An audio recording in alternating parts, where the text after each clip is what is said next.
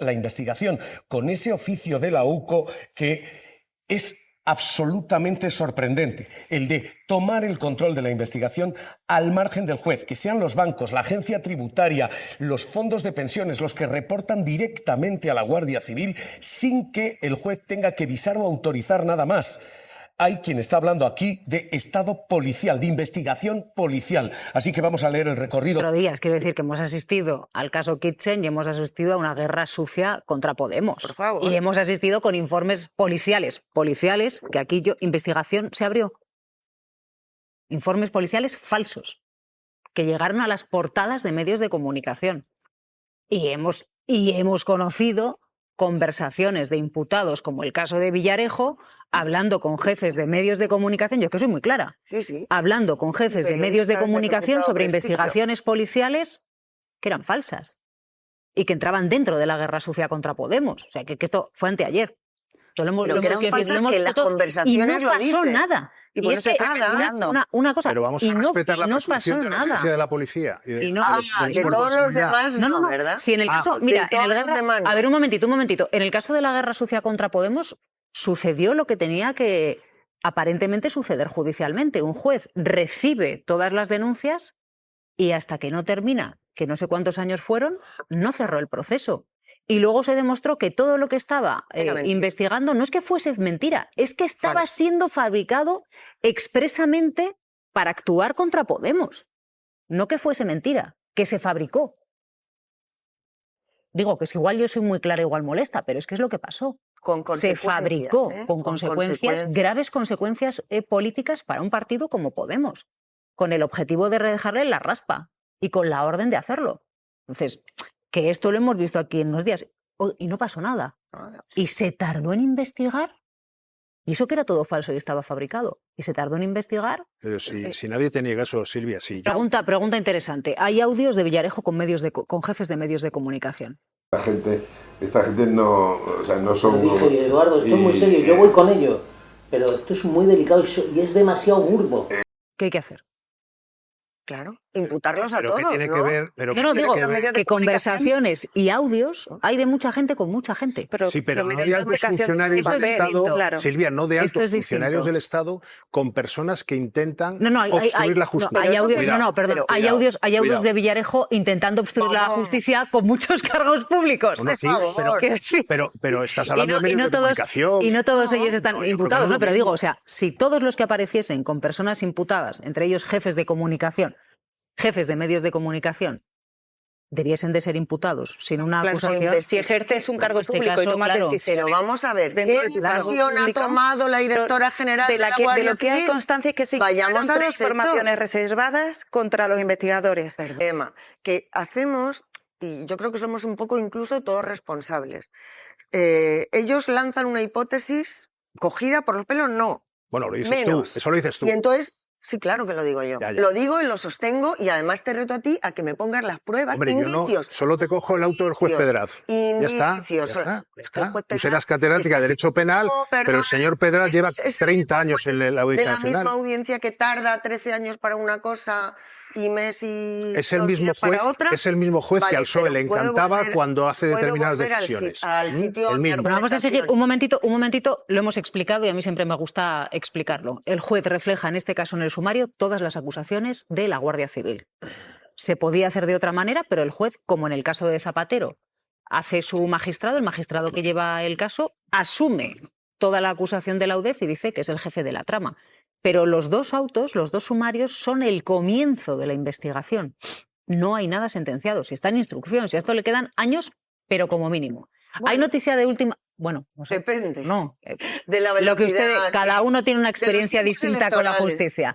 Hay noticia de última hora, reacciones del ministro Bolaños al sumario del caso de Leire 10 desde Luxemburgo. El ministro de la Presidencia hace una defensa férrea del presidente. No hay nada, absolutamente nada, que indique que el presidente del gobierno tuviera ningún conocimiento de esto. Y no tiene ningún conocimiento de esto porque el presidente es una persona íntegra. Una persona que cuando tiene conocimiento de la más mínima irregularidad pone pie en pared y de manera muy contundente expulsa del partido, expulsa de cualquier responsabilidad que tengan las personas que hayan podido indiciariamente cometer alguna irregularidad. Y ya hay reacción en el ministro Ángel Víctor Torres. Vuelve a insistir en la idea de que todo lo que está sucediendo es un show judicial. Estamos asistiendo en que todo se televisa, todo se lleva a las emisoras de radio, todo parece propio de un espectáculo. Estamos en un momento en el que todo es un show y en el que todo parece que es judicialización de la política. Una cosa es la política y otra la justicia. Y lo que no podemos hacer es judicializar la política ni politizar la justicia. Estaba preguntando qué le parecen estas declaraciones a la magistrada Victoria Rosell. Victoria, adelante. Pues llevamos ya mucho tiempo hablando tanto de politización de la justicia como de judicialización de la política. Pero yo insisto en que en este esquema en el que antes reclamábamos responsabilidades políticas diversas, distintas, en otros tiempos, por supuesto, de las responsabilidades penales, ha impactado, y no por culpa del gobierno actual, la evidencia del lawfare, ¿no? De la utilización de los aparatos policiales y de justicia contra el rival político. Si descartáramos este elemento, podríamos seguir en el debate anterior, que ahora parece realmente ingenuo, pero efectivamente es un problema en el que tenemos que poder confiar en que las investigaciones que estamos viendo son legítimas y son realmente investigaciones para averiguar la verdad de lo que ha ocurrido en unos supuestos hechos delictivos, que es lo que dice la ley de enjuiciamiento criminal, tanto lo favorable como lo perjudicial a las personas investigadas. Y deberíamos tener ya las garantías, después de tener a la Kitchen en el banquillo de la Audiencia Nacional, de que cuando se investiga algo es porque hay indicios de delito. No son las garantías en las que estamos ahora, y también es cierto que no se puede exigir a las personas que se defiendan en juicio oral con el previo coste a todos los niveles, personal, social, familiar, empresarial, etcétera, que conlleva llegar hasta ese banquillo. Los filtros debe ser la jurisdicción, la judicatura. Es una anomalía dentro de Europa, es cierto, en el resto de Europa investiga la Fiscalía, pero también tenemos que ser conscientes de que esto conlleva una cierta mayor autoridad, quizás social y mediática, que si investigara la Fiscalía. Bueno, es lo que acaba de decir el ministro Ángel Víctor Torres, que estamos asistiendo a un auténtico espectáculo, a un show judicial. Les recuerdo que estamos a la espera de una comparecencia del ministro del Interior, de Fernando Grande Marlaska, prevista para hace unos 10 minutillos, que podrán seguir aquí en directo. Una comparecencia en la que se espera que se pueda referir a las declaraciones de la directora de la Guardia Civil, que esta misma noche ha emitido un comunicado para reconocer que se había reunido con Leire Díaz en pleno estallido de este caso judicial. ¿Qué opináis aquí en mesa, Pedro, de las declaraciones del ministro Torres diciendo que todo lo que estamos asistiendo es un show judicial?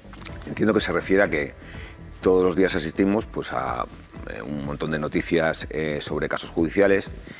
En algunos casos, lo hablaba con Pablo antes de entrar, la corrupción tiene una parte de espectacularización de la información, porque la anécdota vende mucho y siempre que hay conversaciones privadas, pues hay anécdotas que destacar y eso pues es legítimo, pero a veces nos cuesta profundizar en los casos. De todas formas, ese show judicial no se produciría si la piscina estuviera vacía. Es decir, puede que alguien se tire a la piscina, pero pasa que es que la piscina a veces está llena.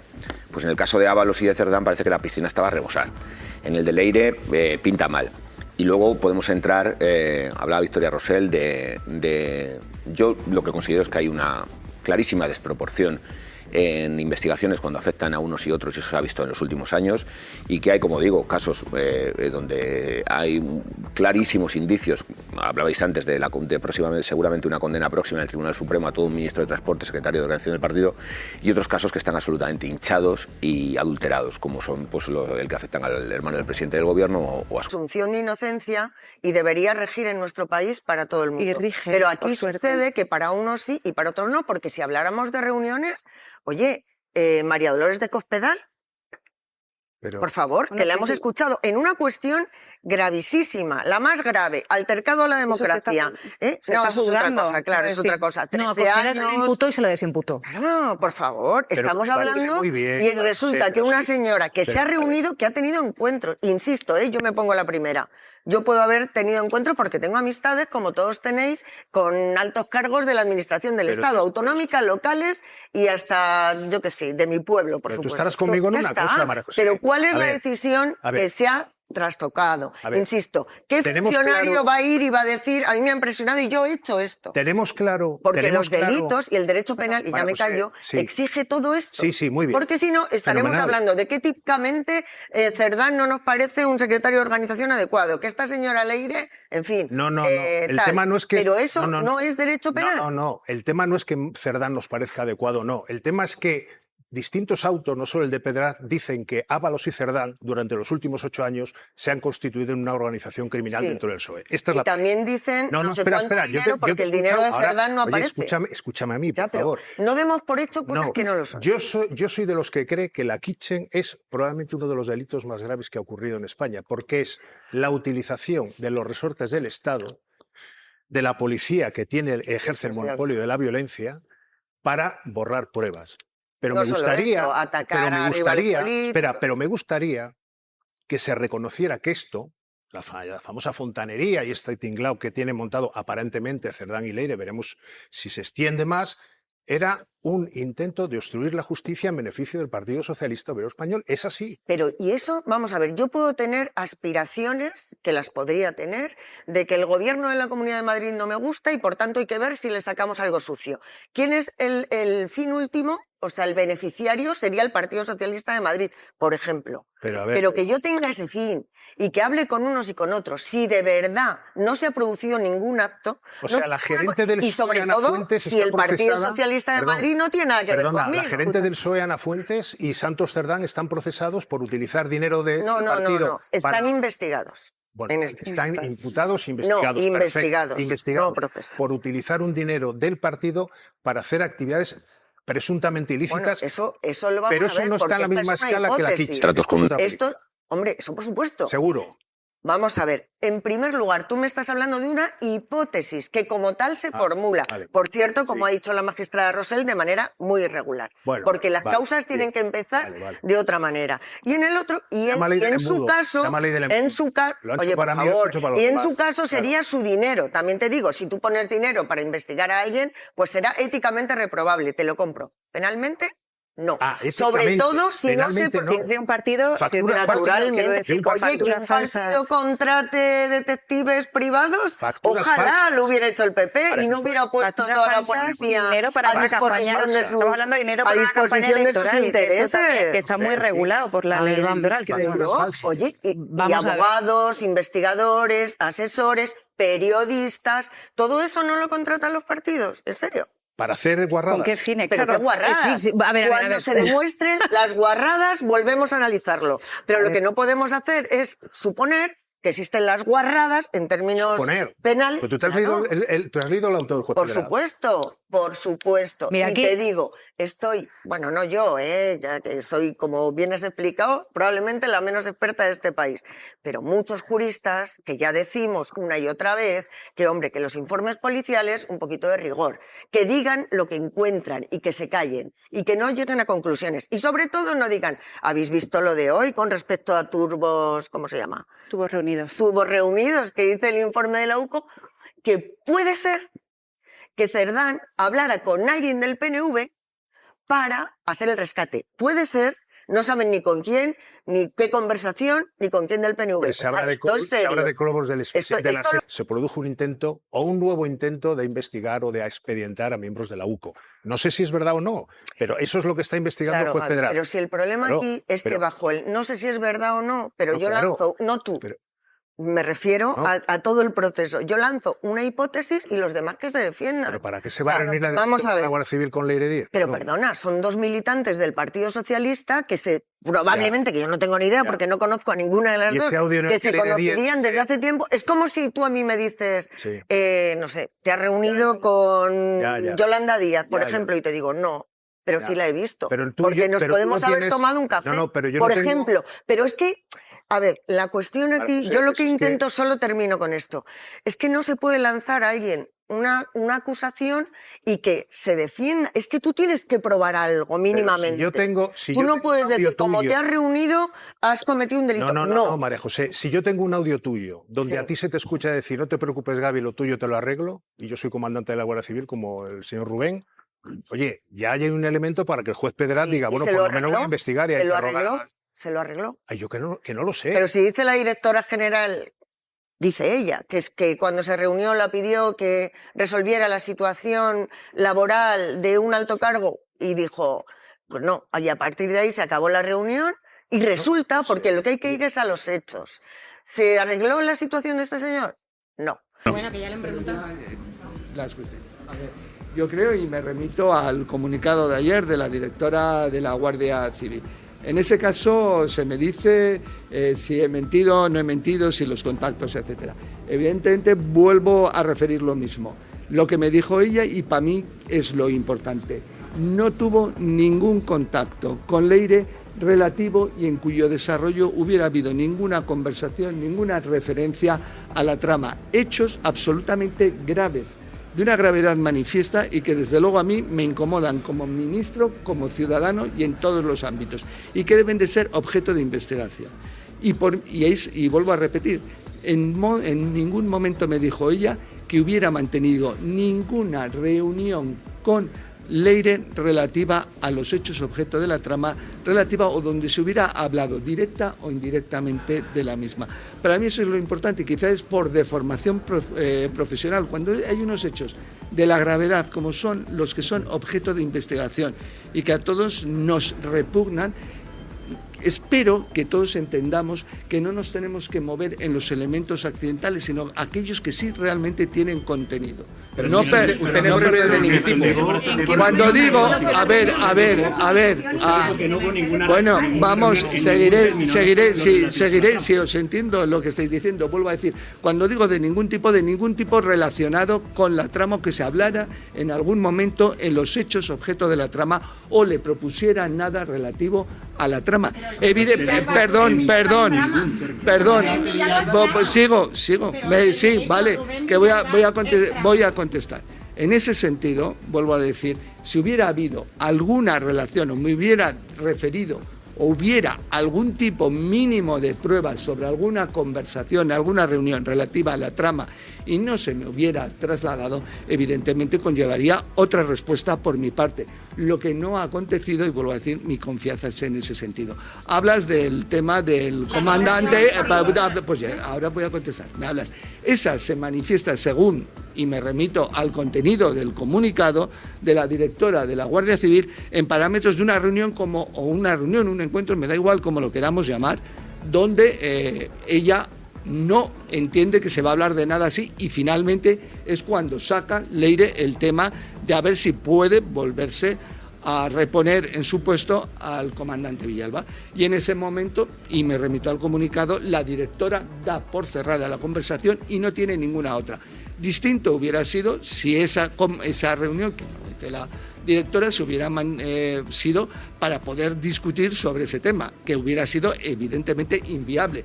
Pero si es una reunión, encuentro, como queramos llamarlo, como otros de los 2 o 3 que haya podido mantener y que ya ha referido en su escrito y que no iba dirigido, y sino que en el desarrollo se dice algo al respecto y alguien se levanta, me parece que no tiene, vuelvo a decir, la relevancia. Pero vuelvo a decir, los hechos son absolutamente graves, los que son objeto de investigación.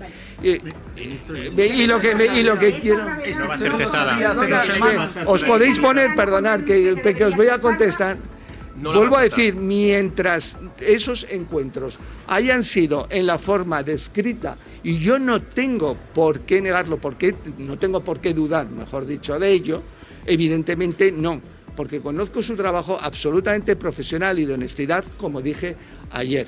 Otra cuestión es si no obedeciera eso a la realidad o a la verdad, ese comunicado. Pero estoy absolutamente convencido por el conocimiento y el trabajo que he desarrollado con ella durante más de 2 años, que evidentemente su honorabilidad, su honestidad en el trabajo, su defensa del trabajo de la Guardia Civil, en primer lugar, y la no aceptación de ningún tipo de presión, porque sabe que este ministro no hubiera aceptado ningún tipo de presión al trabajo de la Guardia Civil, como reseñé, y buena prueba de ello es que en cuanto salió públicamente, yo me reuní, pero ella también se reunió con la UCO para manifestar nuestro apoyo inquebrantable a su trabajo en términos de neutralidad y profesionalidad, ella nunca hubiera actuado y creo que la conozco razonablemente bien. Pero si os veis, perdón.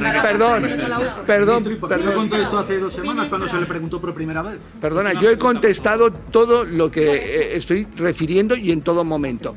Vuelvo a decir, no había ninguna reunión relacionada, ningún encuentro relacionado con la trama. Vuelvo a decir, son hechos absolutamente graves y los vuelvo a repetir. Quizá por mi deformación profesional vayamos al meollo del asunto y de la investigación, porque deben de ser esclarecidos y todos colaborando. ¿Me dejáis terminar? Que os he dicho que os ha...